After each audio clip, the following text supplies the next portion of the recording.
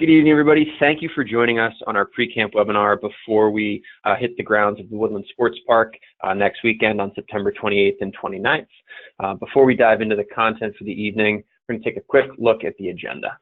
So after some quick introductions to our team, we're going to go through, what to expect at camp from a schedule and logistics standpoint. And then also we'll talk a bit about how to approach this camp and prepare for camp from a recruiting standpoint. And then we're going to dedicate the bulk of the evening to a Q&A to make sure that you guys get all of your questions answered before we meet you all in person. First up, some introductions. Corey, take it away. Thanks, Max. Hey, everybody. My name is Corey Spera, and along with Max, who you'll meet in just a moment, we run the honor roll division here at Head First. I myself was an honor roll camper, two-time attendee in 2009 and 2010. Those camps played an enormous role in me ending up playing at Lafayette College, where I had the pleasure of being a relief pitcher for 4 years and was lucky enough to be the team captain for the back half of my career. Awesome. Thank you, Corey, and thank you for being on this evening. As Corey mentioned, my name is Max. I'm Max McKenna. I'm our Senior Manager of Product Marketing here at Head First. I also played baseball in college. I graduated from Amherst in 2011, where I played baseball for 4 years. After that, went into teaching and coaching at the high school level, first as a teaching fellow in history and assistant baseball coach at Phillips Andover Academy up in Massachusetts. And then as a head baseball coach and history instructor at the Master's School, a small private school outside New York City. We're also now going to introduce a couple of people who you guys will also be meeting on site. This is just kind of a really small sampling of some of the quote-unquote red shirts, as we call them, who are really there to help parents and student athletes, most especially student athletes, navigate their time at camp with regards to, as simple as where should I be right now, what's coming up next, where can I get some food, or how do I talk to X, Y, or Z college coach. First up is Brendan Sullivan. Brendan is the founder and president of the Head First Companies. He's a DC native, where we are based and located here in the District of Columbia. Tremendous high school career, went on to play in college at Stanford, where he graduated in 1996, ended up being drafted in the 26th round by the Padres, went on to play up to AAA with them, at spring training with the Texas Rangers, started Head First in the off season as a way to help student athletes like him really help navigate their recruiting process to schools like Stanford and Amherst and Lafayette. Also, our camp advisory partner, another face that you'll see at camp, is DCAT, or Diamond College Advisory Team. DCAT is a college advisory program that is really aimed at helping student athletes who are in baseball and softball, who are trying to maximize not only their athletic outcome at the college level, but also really looking for that double fit of athletics and academics, and really helping student athletes and families navigate the sometimes confusing world of the high academic recruiting process, our go-to source on the recruiting process. We'll be joined out in Woodland by Justin Kronk. Justin is the DCAT founder and executive director, former full-time Head First team member. Justin also went to Amherst, where he played 2 sports, football and baseball. Then went into college coaching for a number of years, recruiting coordinator and assistant coach at Amherst, while he got his master's in sports management down the road at UMass, Boston College, UNC Asheville, head coach at Shenandoah, has worked in a number of different phases in the baseball and coaching world, now leverages that experience to help student athletes like your families and parents like you really navigate the recruiting process to get to the next level. Next up, we're going to touch on what to expect logistically when you get to camp. Corey, take it away. Thanks, Max. Yeah, I want to run everybody through a really basic schedule, sort of basic look at what's going to happen this coming weekend, 28th and 29th. So first, let's get a few basics out of the way. Of course, we are lucky to be hosting our event at the Woodland Sports Complex, our West Coast home away from home. Lucky enough to host some events there in the summer that I'm sure some of you joined us at. Happy to be back there this late September. Again, camp's going to be this weekend, Saturday, Sunday, September 28th and 29th. We're going to get check-in going at 7 a.m. By all means, you are welcome to arrive earlier if you so wish, but we will not check in our first camper until 7 a.m. That check-in process will take us about 30 minutes, and then we'll get camp going at about 7:40 7:40. 7:40 is when we're going to have an all camp meeting with players, parents, families, all attendees. I want to take a second and look at this overhead map just to give you an idea of what you'll be walking into. There's a red star just about in the middle of your screen. That denotes where we will be having check-in. Check-in, as you can see from the interesting field naming system at Woodland Sports Park, check-in would take place between, if there was a field A and field C. There is not a field A. There are 3 fields, fields B, C, and D. So check-in is going to take place right along the right field line of field C. Once you check in, players, families, you will head straight down that path. You can see to the right side of your screen, it says all camp meeting area. There's going to be a bunch of chairs out there where the players are going to be able to take a seat for that morning meeting. To talk a little bit more about that daily schedule, starting with this, day one, we check in, right, 7 to 7:30, as I was just mentioning, starting that all camp meeting at 7:40. That all camp meeting is going to be rather quick, and that's because we want to get the players off and stretching as soon as possible. We're going to get going with their on-field activity in front of the college coaches right at 9 a.m. So we want to make sure they've got plenty of time to get nice and stretched out, loosened up, warmed up before it's time to get rocking and rolling. But parents, you will stay. I mentioned those players are going to be sitting in the chairs to start. We're going to ask you all to move into those chairs, and we're going to have a parents-only meeting to give you a little bit more detail about what's going to happen the next 2 days. Certainly have some time to answer any questions you might have. So after that meeting is over, again, at 9 a.m., we're going to get going with our on-field activity in front of the coaches. That's going to start with the defensive showcase. So the way this works is that every player at camp gets the opportunity to defensively showcase in front of the college coaches. However, they can only showcase at one position. So if you are registered as a first baseman and an outfielder, but you would like to showcase as a middle infielder, that is fine by us. That is no problem. However, we ask that you only showcase at one position. So each group of positions that is going to showcase in front of the college coaches is going to rotate around some different stations. So there's going to be the showcase field where players are going to be performing at their position, whatever position it is, in front of the college coaches. There's also going to be a prep field that different position groups are going to rotate to before they get to the showcase field to make sure that they're getting plenty of reps at their position before it's time to do it in front of the college coaches. We're also going to have some objective measurement stations that are set up. So the 60-yard dash, the overhand velocity as well. And pitcher onlys, don't worry, we have not forgotten about you. There's going to be a skill development session for pitcher onlys as well, where they get to do some athleticism tests that sort of measure their strength, explosiveness, balance as a pitcher. Of course, POs who are truly POs who do not want to throw a baseball until it's their time to throw in a game that's going to happen later on day one. We don't want them throwing a ball until then, until it's time to warm up for that. So they've got a little bit different programming. Once we finish that defensive showcase, we're going to roll right into our offensive showcase. It's going to be very similar. We're going to stay in those groups that we defensively showcased in, and we are going to hit in front of the college coaches. Each group will rotate to that field. Again, we'll be doing some objective measurements there as well, namely the exit velocity for each player as well.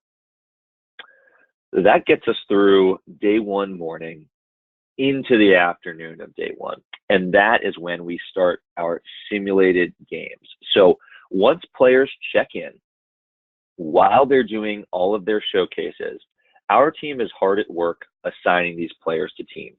We wait to do so because we have very, very strict capacities in terms of numbers of players at a certain position on each team.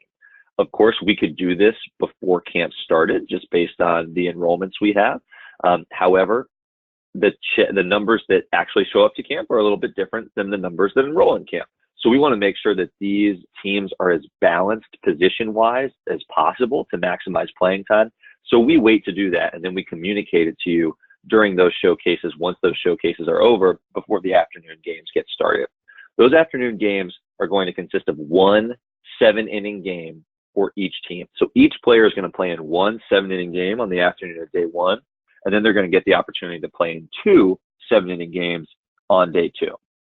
Now, these games are a little bit different than the games that you play during your high school season or during your travel ball season.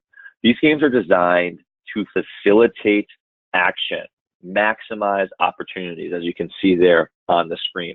So we have adjusted the rules just slightly. We're still out there playing baseball, but we do not play 3 up, 3 down. We play a scheduled 6 batters per inning, and that batting order runs continuously. So there will be a player who is listed first on the sheet, and yes, that player is going to lead off game 1.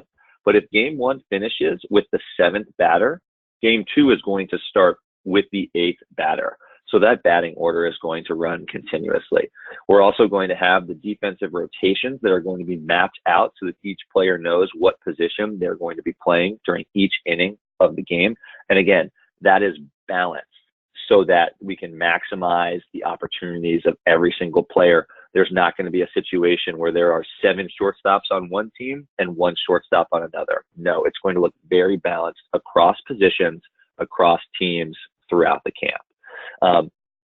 With these games as well, there are going to be a few more rule changes, adjustments that we use, that a lot of other camps use, that a lot of the schools that we partner with use in their own camps or in their own intra-squads, again, to facilitate that action.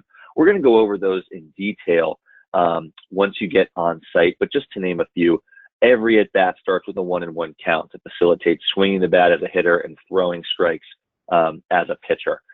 So just little things like that so that we can, again, facilitate that action, which is so important, what coaches really want to see during the games.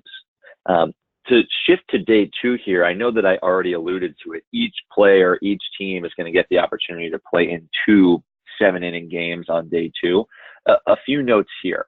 Your arrival time on day 2 depends on your team assignment. So on day 1, there are going to be 2 sets of games. And if you play in that early set of games on day 1, you can expect to play in the early set of games on day 2, and vice versa. There are going to be a few other things that are going on during day 2 in addition to those simulated games. One really neat piece of programming that we offer, and we offer it no matter when you are arriving for your games, it is a panel question and answer. And we do that for parents. It's going to be about the recruiting process, and it's going to be hosted by a member of our staff, as well as Justin Kronk, who Max introduced a little bit earlier, who runs the Diamond College advisory team.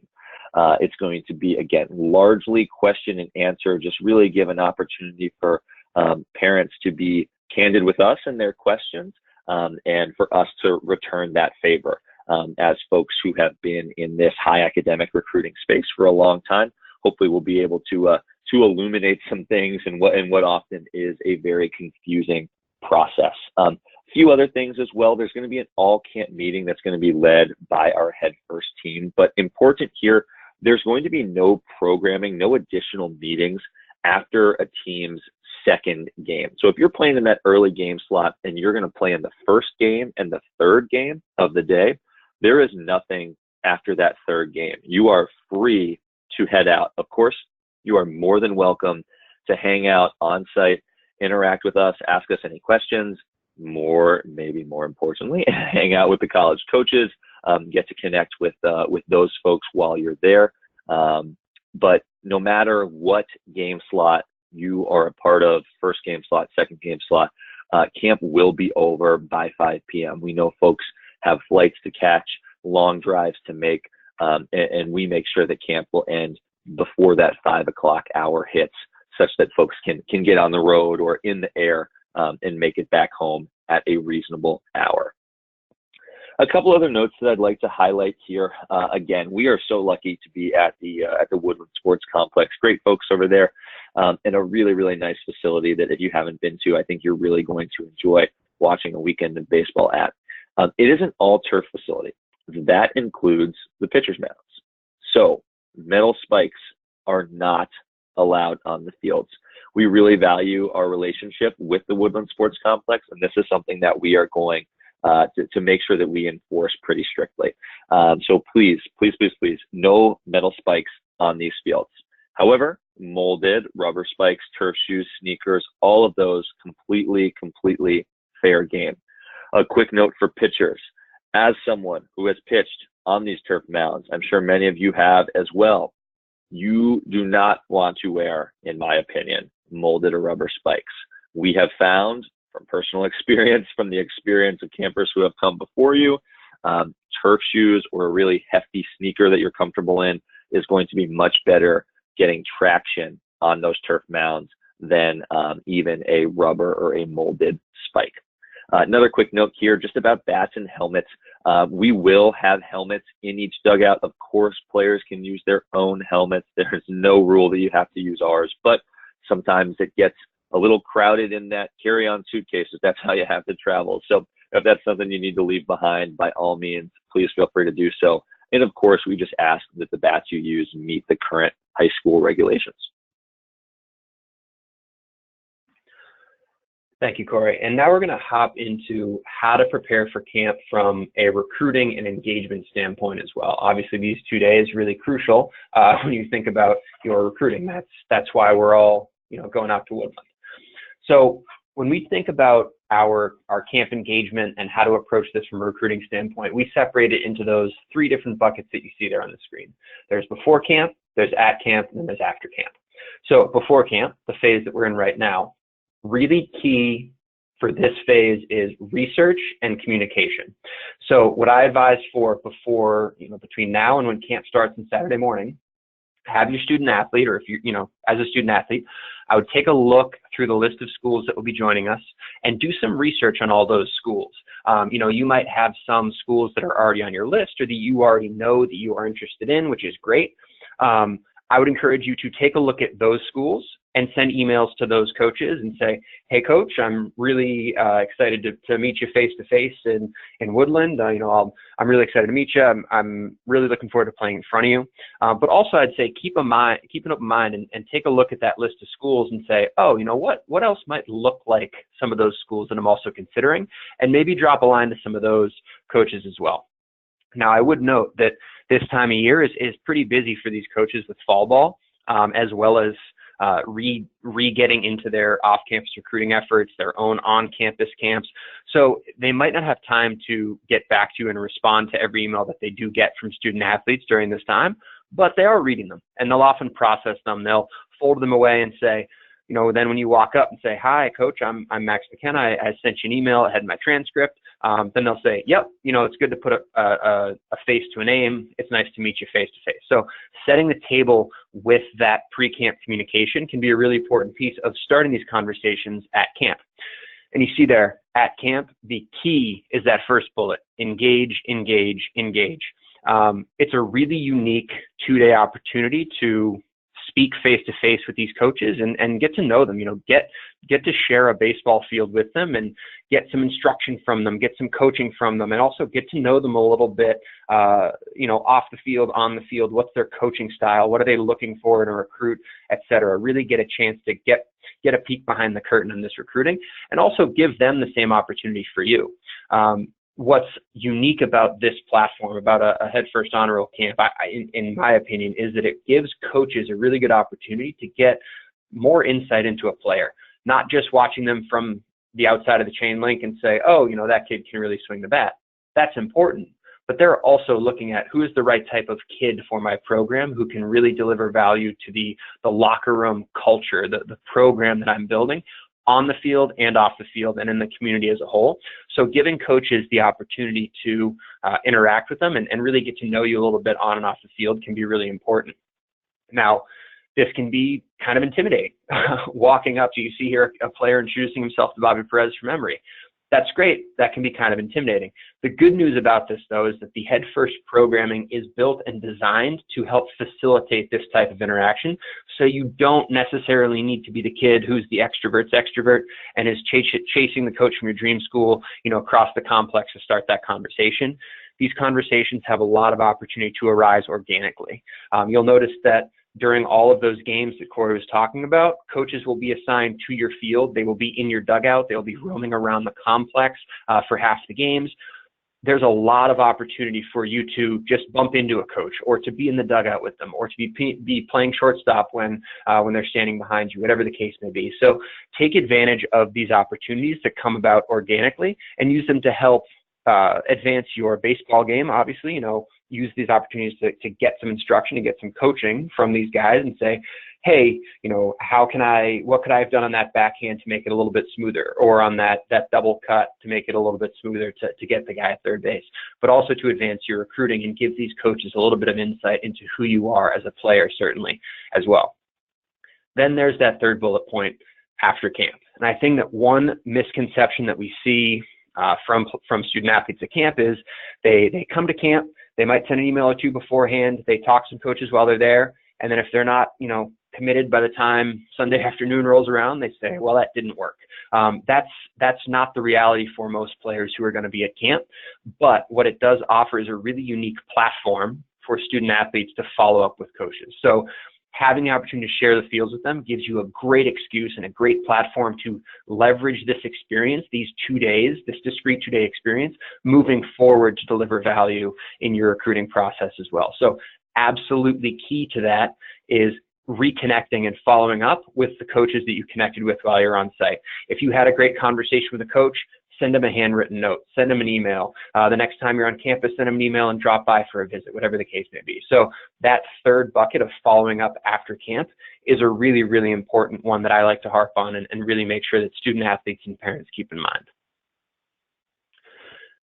I mentioned some great schools and some coaches that you'll be sharing the fields with. What you see here is just a small sample of the schools that will be joining us in Woodland.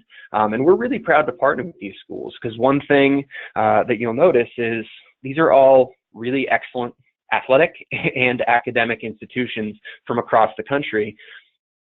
Other than being incredible academic institutions and really great colleges, they have a lot of things that are very different between them as well. There's a huge variety of different experiences. Northwestern and NYU, both in cities, both fairly large, both wear purple, very different experiences though once it comes down to it. So again, when you're taking a look through that school list before camp, I encourage you to keep an open mind and think about what you're looking for in the college experience, so that you can really start to approach this from what are the qualities I'm looking for in a college, and then start to approach it that way rather than say, okay, I want to talk to UVA and Yale while I'm there. What are the other schools that might look a little bit like Yale that could offer a really good college experience for you?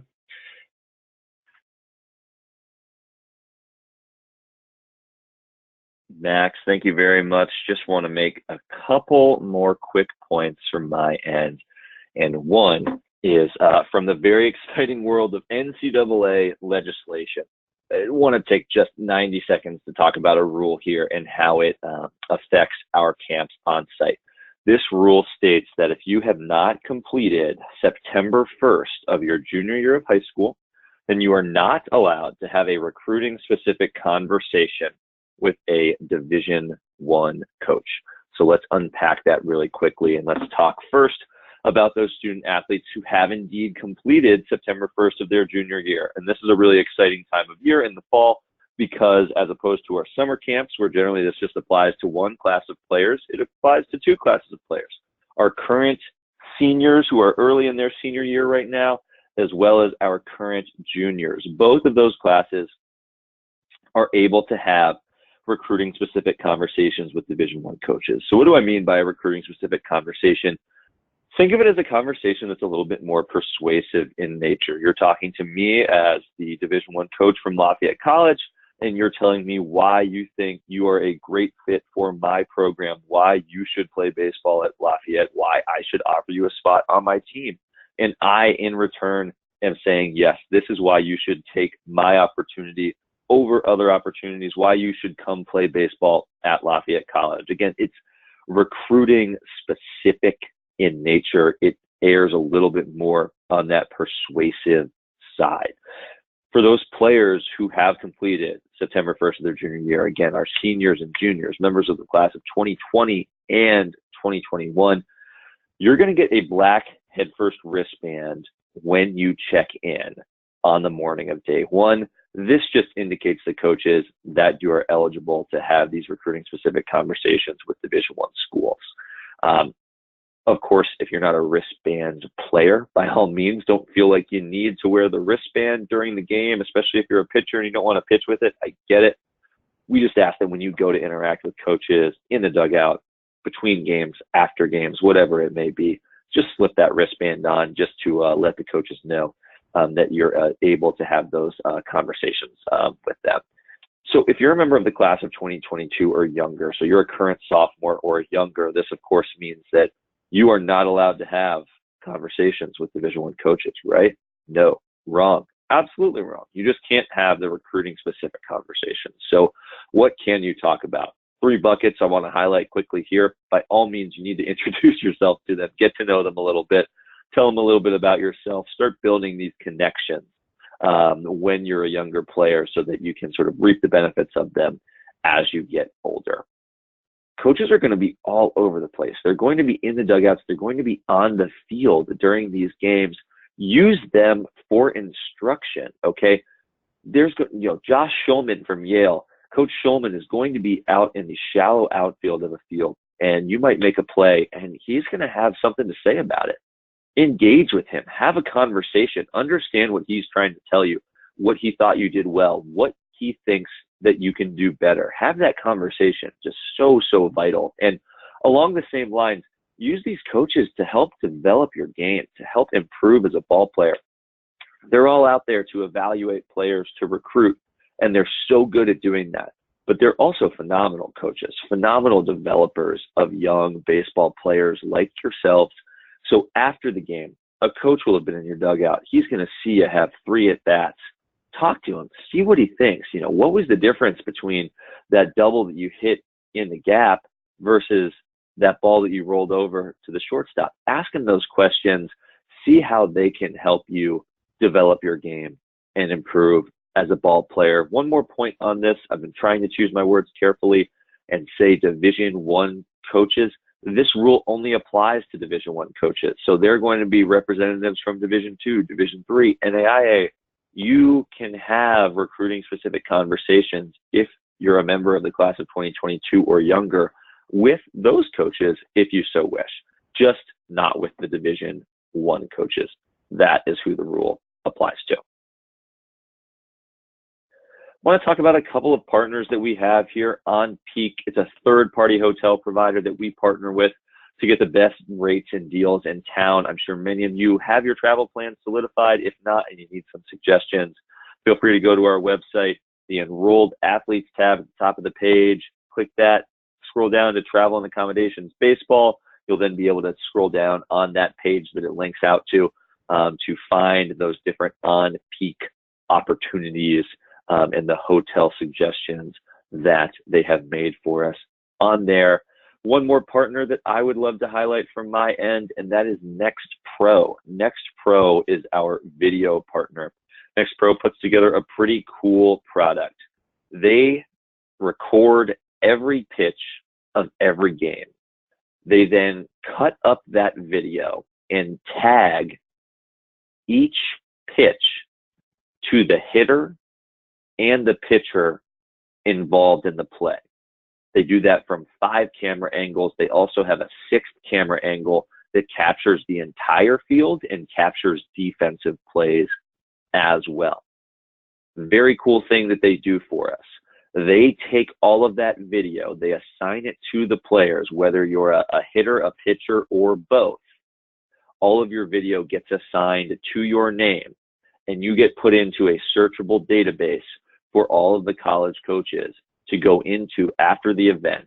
And if they really like that scrappy shortstop from outside of Boston, Max McKenna, they can type in McKenna into the search bar of that video pool, if you will, and all of Max's pitching and hitting clips from camp are going to pop up to them.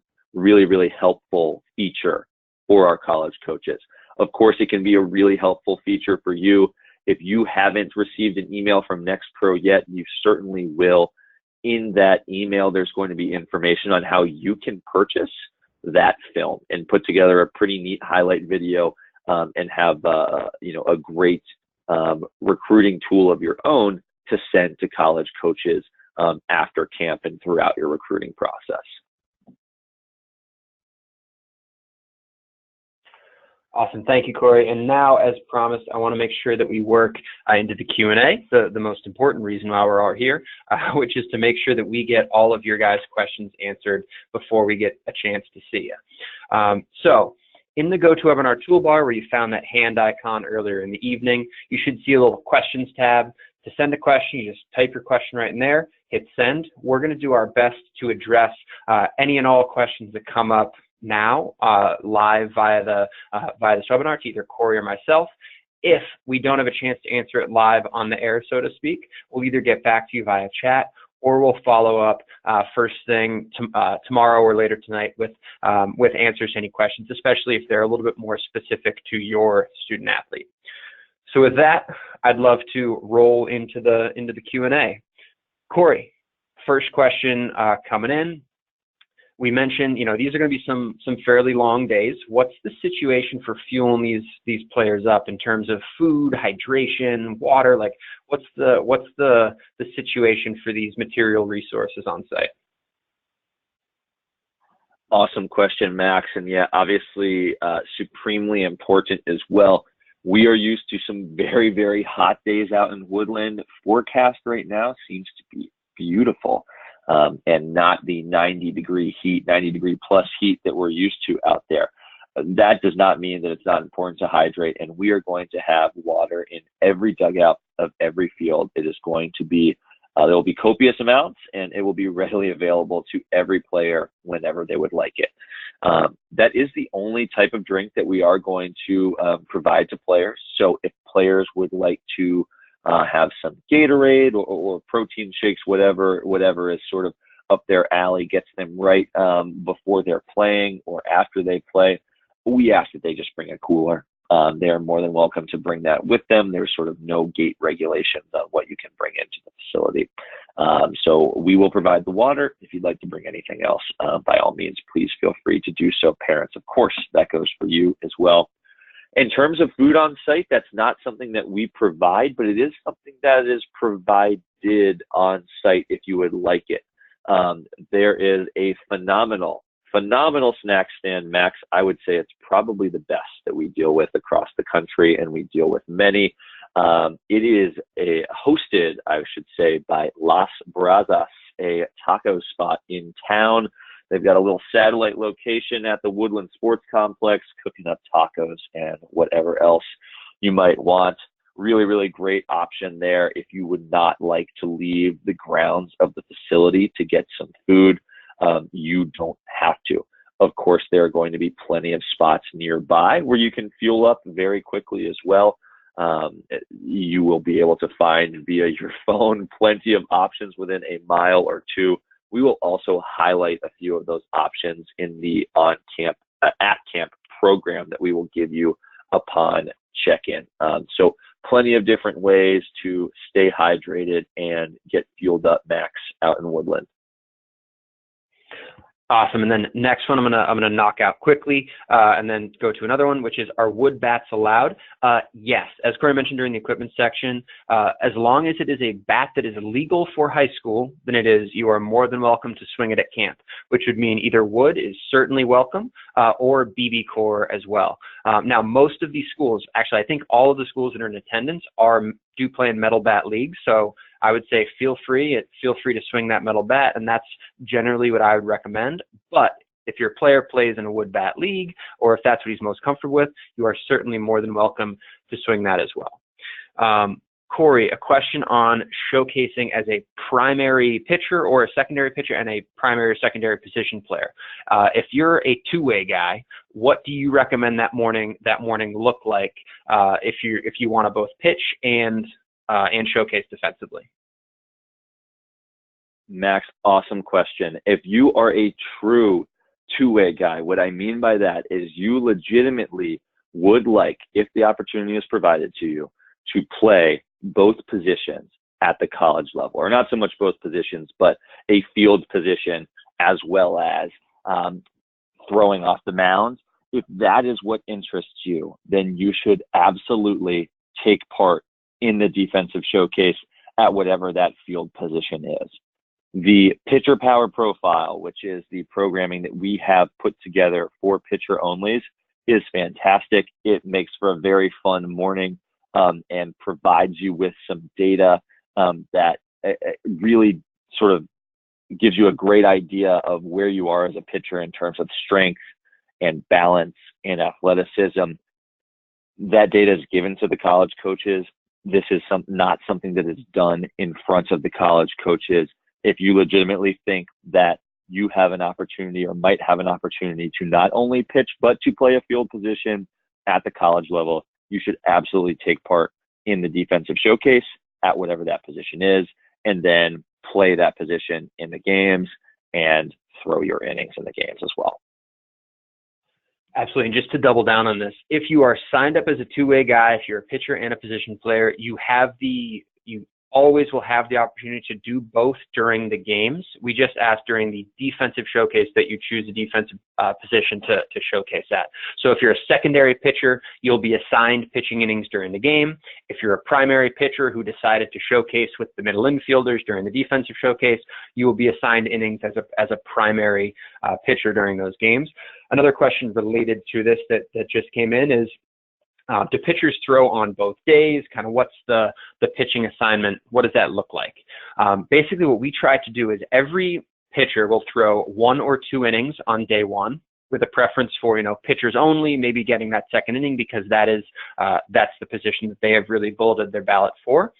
And then what we'll do is we'll assign innings for day 2 that we don't post, we don't publish. So every pitcher will throw on day 1.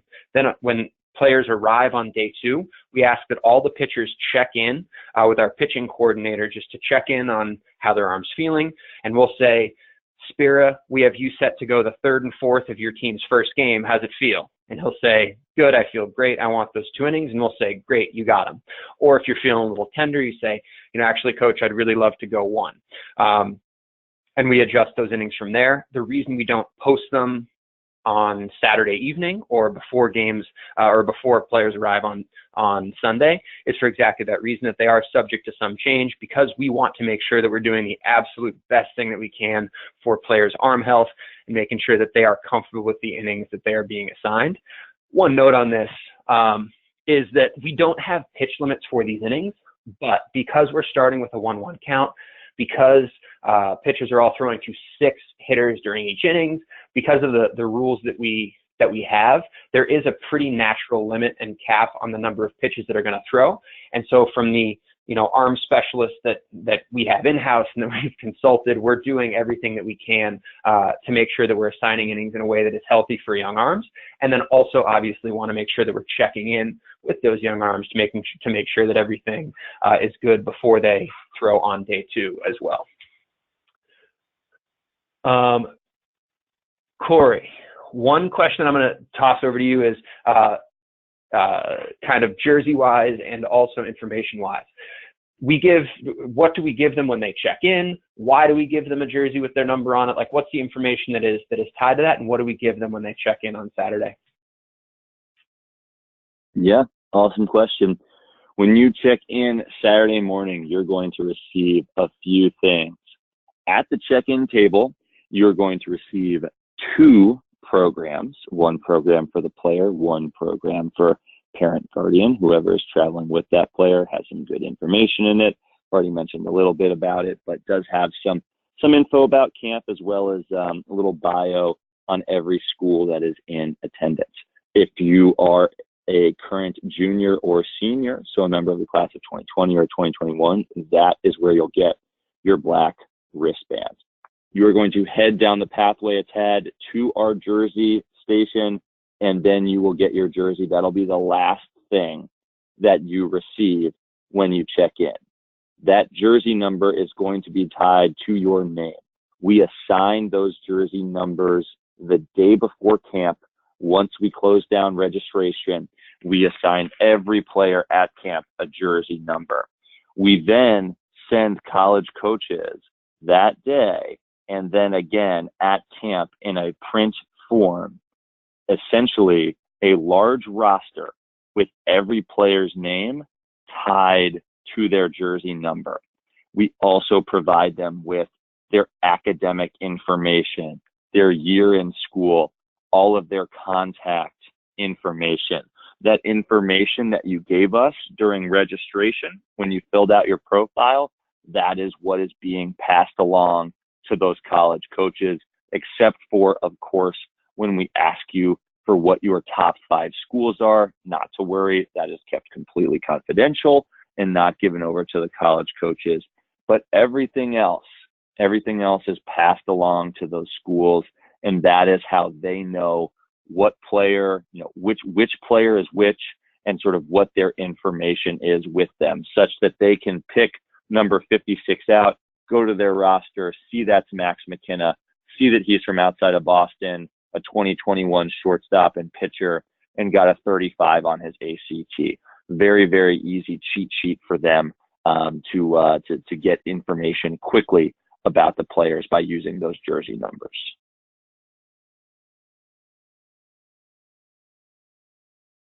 Awesome. Thank you, Corey. Another question about pre-camp communication with these coaches, because you mentioned, doing some research on the schools that are coming and starting to send some emails to some schools that you're interested in. I also, and this is a really good catch by Andrew, thank you for asking this, that I hear you suggest the student also attach his transcript in that email. And this is going to depend, but as a general rule, I would say, yeah, I think that including up-to-date academic information in that can be a really good idea. Now, again, the coaches will be getting, as Corey just touched on, they'll be getting all this up-to-date academic information as well. One thing that it does not include is an actual an attached transcript. So if the last time you sent your transcript to a coach at a school you're interested in was last year or was over the summer, I think feel free to reattach it. If you recently sent along an updated transcript, last week, then you can probably leave that out. But I would say in that pre-camp email that you send to coaches, I would recommend a couple things. I would say I would keep it short and sweet, but I would include the stuff that they need to be able to recruit you. If you have an up-to-date recruiting video, include a link to that. If you have an up-to-date transcript, include a link to that. And then, Coach, really excited to meet you face to face. Really looking forward to playing in front of you. I'm really interested in X school. So I'd include the things that they need, but I would also keep it pretty brief. Again, these players are these coaches are pretty busy during this time of year. So keeping it fully digestible, I think, is going to be a really important piece to making sure that they stick with it. Corey, question about kind of what information is passed along to coaches during and after camp. What is the information? Do we send the objective measurements along? Are there notes on pitchers? Are there notes on players? Are there evaluations? Like, what is the information that we send along to coaches during and after camp? Yeah, absolutely. I mentioned during that 2-day schedule, we do take some objective measurements. Of course, there's the pitcher power profile for our pitcher-only friends. For those participating in the defensive and offensive showcase, we've got the 60-yard dash, the overhand velocity testing, and the exit velocity testing. All of those metrics are given to the college coaches. We give them printouts at camp. We also email it to them after day 1. We email it to them again after day 2. So they are getting all of those objectives in several different ways, multiple times. For pitchers, on each field, I mentioned there are going to be coaches who are assigned to roaming the field. There are going to be coaches who are assigned to the dugouts. There's also going to be a coach who's assigned to being the pitching evaluator. The pitching evaluator is going to sit behind a screen that we have set up behind home plate, and they are taking notes on every single player, every single pitcher that throws on that field. They submit them into a database for us. We then pass along that database to all of the college coaches. There's going to be a stalker radar gun, so they're going to be taking down velocities of each different pitch.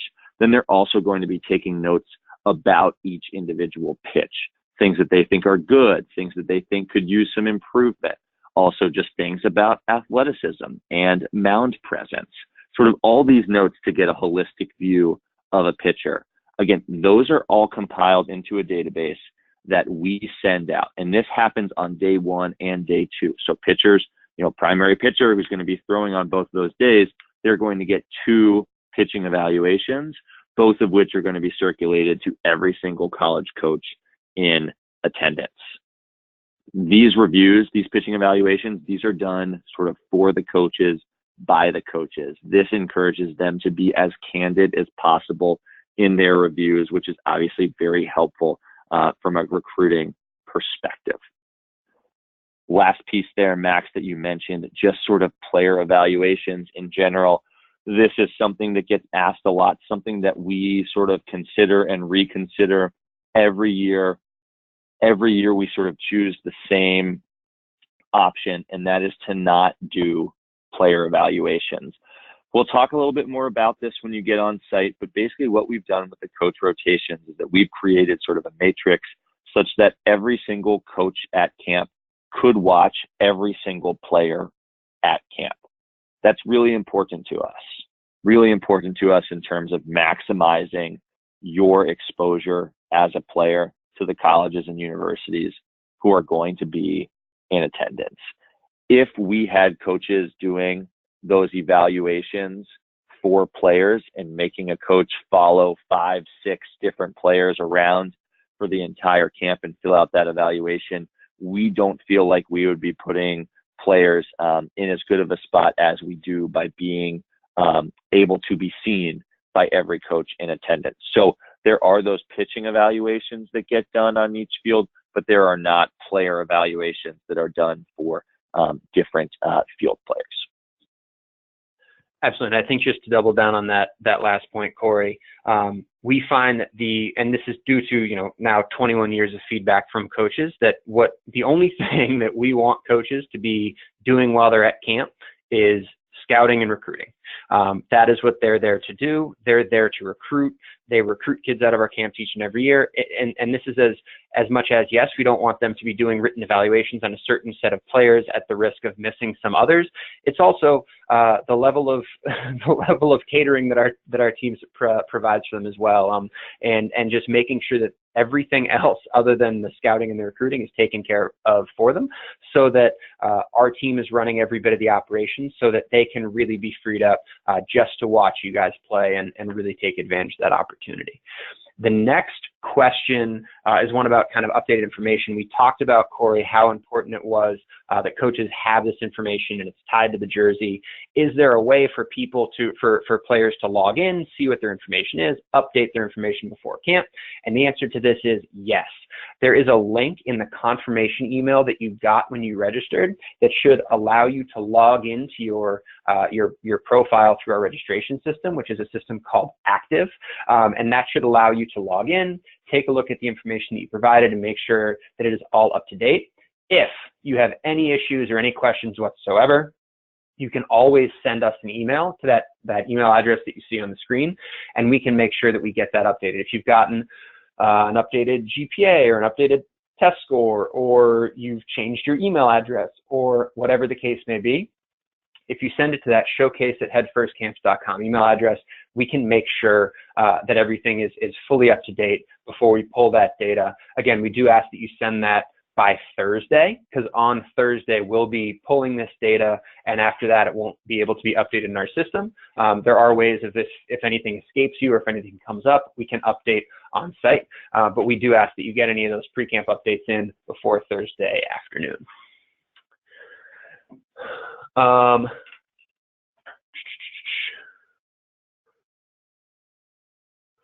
Corey, one last question. I think we're really coming to the end. I want to make sure we're respecting everybody's time. We talked about kind of POs on that morning. Do POs have the chance to hit in games or in the offensive showcase? Like, what is their pitchers who still believe that they can hit at the college level? What does their activity look like? Yeah, for sure. So what we'll do with those pitchers who are not going to take part in the defensive showcase, but are going to take part in that pitcher's power profile, is that once that, what we colloquially refer to as the PPP, once the PPP is complete, we will ask those pitchers, hey, who wants to A, run the 60, and or B, participate in the offensive showcase? If that's 30 out of 30, awesome. We will make that happen. If that's 1 out of 30, that is also fine. But we make sure that those players have the opportunity to both run the 60 if they feel like that's going to give them some type of competitive advantage by being able to show off a really impressive athleticism. I'd suggest if you are able to run a sub 760, go for it. If not, I would not bother. But of course, there's going to be the opportunity to do that and to hit as well. We will slide those pitchers in to a offensive showcase group. It'll be very clearly communicated to them. But short answer is yes, absolutely. Pitchers do have an opportunity to hit in that offensive showcase. Awesome. Thank you, Corey. And then one question that I almost forgot to address, but is around kind of parent involvement. And this is one that we get a lot, and that we think we have nailed pretty tight, which is, what is parent involvement on site? Should they be, are they welcome to be there? What should they be doing? Should they be talking to coaches, etc.? First of all, yes, parents are more than welcome to be on site for any piece or all of camp.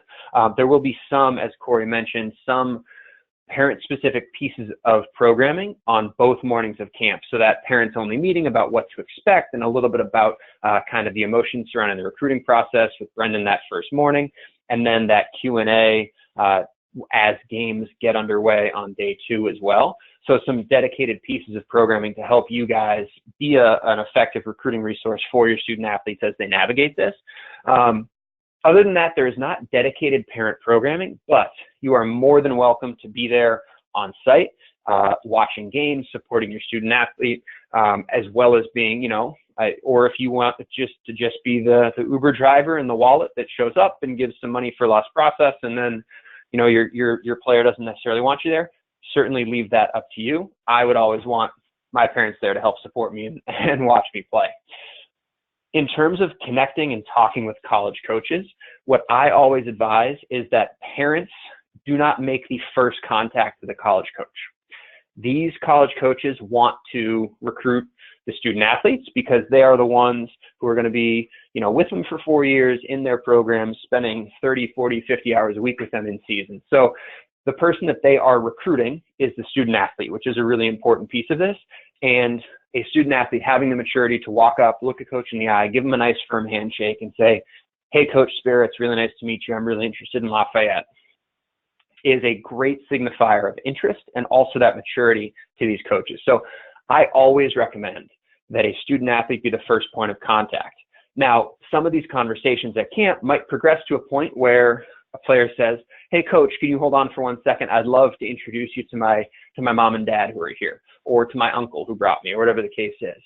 As they progress through the recruiting process at these schools, the family is an important piece. I mean, these coaches do want to know where players came from and who's supporting them at home. And then as you work even farther down the recruiting funnel, what's the financial aid piece or the scholarship piece or whatever the case may be. And so those do become important pieces of the conversation. But I do strongly recommend that student athletes make the first point of contact, and then they are the ones who introduce a coach to their parents, rather than a parent going up to a coach and saying, "Hi, I'm so-and-so's dad. He's really interested in Stanford." If he's that interested in Stanford, he should be the one who is reaching out and making that first point of contact, again, to signal that interest and that maturity as well. With that, I think that we're through the questions that remained, and I want to make sure we're respecting everybody's time. So I will say that on behalf of everybody on the Head First team, we're really looking forward to meeting you on Saturday. And if anything comes up between now and then, certainly, you see there on the screen our email, our phone, our website. We have some great resources about recruiting and about the process on our blog. I advise taking a look there. Or if anything comes up between now and camp, certainly feel free to reach out. This is not your only chance to have your questions answered. We're here, so just let us know if anything comes up, and we're looking forward to meeting you on Saturday. Thank you for joining us this evening.